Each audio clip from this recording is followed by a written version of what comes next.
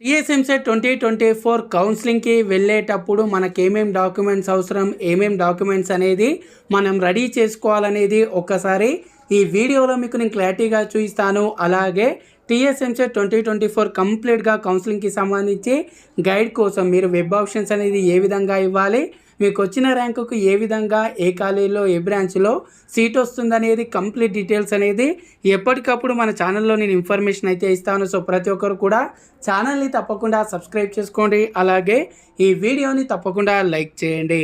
So friends, ముందుగా కౌన్సిలింగ్కి సంబంధించి చూసుకున్నట్టయితే మనం సర్టిఫికేట్ వెరిఫికేషన్కి వెళ్ళినప్పుడు అక్కడ మనము ఈ డాక్యుమెంట్స్ అన్నీ కూడా క్యారీ అయితే చేయాల్సి ఉంటుంది. ముందుగా చూసుకున్నట్టయితే టీఎస్ఎంసెట్ 2024కి సంబంధించి హాల్ టికెట్, అదేవిధంగా టీఎస్ఎంసెట్ 2024కి సంబంధించి ర్యాంక్ కార్డ్, ఇంకా ఎవరైనా సరే ర్యాంక్ కార్డ్ అనేది డౌన్లోడ్ చేసుకున్నట్టయితే అఫీషియల్ వెబ్సైట్ నుండి మీరు మీ ర్యాంక్ కార్డ్ అనేది అక్కడ మనకు క్లియర్గా వెబ్సైట్లో కింద ర్యాంక్ కార్డ్కి సంబంధించి కూడా లింక్ అయితే ఇచ్చారు. ఇక్కడ చూడొచ్చు డౌన్లోడ్ ర్యాంక్ కార్డ్ అని, దీని మీద క్లిక్ చేసి మీరు మీ ర్యాంక్ కార్డ్ అయితే డౌన్లోడ్ అయితే చేసుకోండి. ఆ తర్వాత నెక్స్ట్ చూసుకున్నట్టయితే ఎస్ఎస్సి మార్క్స్ మెమో, అలాగే ఇంటర్ మార్క్స్ మెమో ఇప్పుడు చూసుకున్నట్టయితే మనకు షార్ట్ మెమోస్ అయితే ఇచ్చారు కాబట్టి ఆ షార్ట్ మెమోస్ అనేది డౌన్లోడ్ చేసుకోండి. లాంగ్ మెమో అనేది మీరు కాలేజ్లో జాయిన్ అయ్యేటప్పుడు ఏ కాలేజ్ అయితే మీకు ఫైనల్గా వస్తుందో అప్పుడు కూడా ఇవ్వచ్చు. ఇంటర్ టీసీ, అదేవిధంగా ఆధార్ కార్డ్ ఒకసారి మీ ఆధార్ కార్డులో డీటెయిల్స్ అనేవి కరెక్ట్గా ఉన్నాయా లేదా వెరిఫై చేసుకోండి.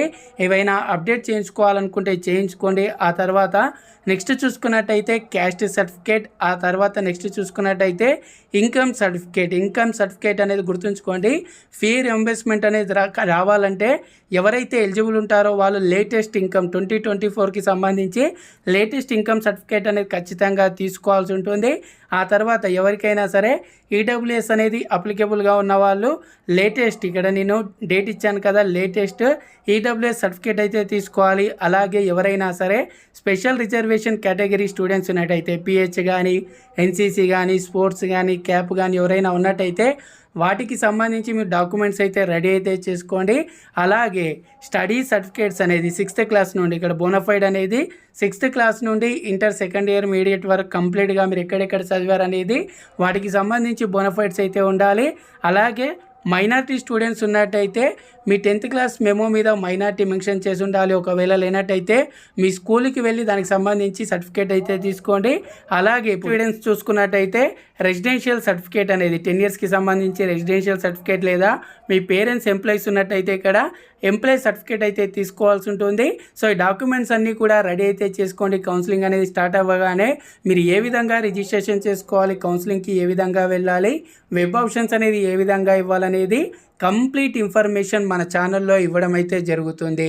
సో ప్రతి ఒక్కరు కూడా వీడియోని లైక్ చేసి ఛానల్ని ఇంకా సబ్స్క్రైబ్ చేసుకున్నట్టయితే ఛానల్ని తప్పకుండా సబ్స్క్రైబ్ చేసుకోండి. Thanks for watching. జై హింద్.